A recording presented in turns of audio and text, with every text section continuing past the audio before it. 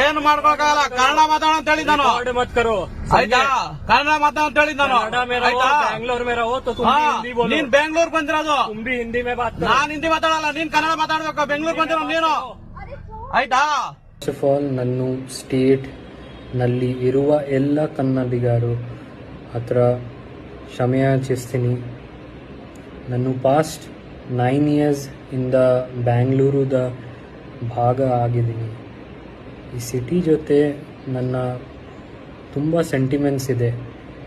ಬ್ಯಾಂಗ್ಳೂರು ನನಗೆ ಜೀವನ ಕೊಡಿದೆ, ಅದಕ್ಕೆ ನಾನು ತುಂಬ ರೆಸ್ಪೆಕ್ಟ್ ಇದ್ದೀನಿ. ಬಿಕಾಸ್ ನನ್ನ ಅರ್ನಿಂಗ್ಸ್ ಕೂಡ ಊರಿಂದ ಬರುತ್ತೆ. ನನಗೆ ಬ್ಯಾಂಗ್ಳೂರು ತುಂಬ ಇಷ್ಟ. ನಾನು ಕರ್ನಾಟಕ ಅಸೋಸಿಯೇಷನ್ ಮತ್ತು ಅವರ ಸೆಂಟಿಮೆಂಟ್ಸ್ಗೆ ಏನು ತಪ್ಪಾಗಿ ಹೇಳಿದರೆ ಅದಕ್ಕೆ ನಾನು ಮಾನಪೂರ್ವಕ ಕ್ಷಮೆಯಾಚಿಸ್ತೀನಿ.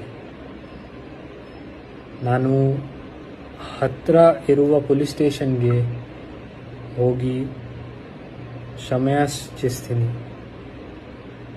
ನಾನು ಎಲ್ಲಿದು ಬಗ್ಗೆ ರಿಗ್ರೆಟ್ ಇದೆ.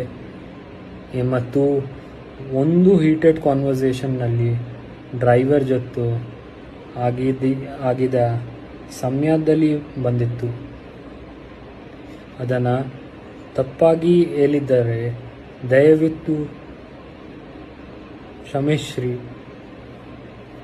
Thank you.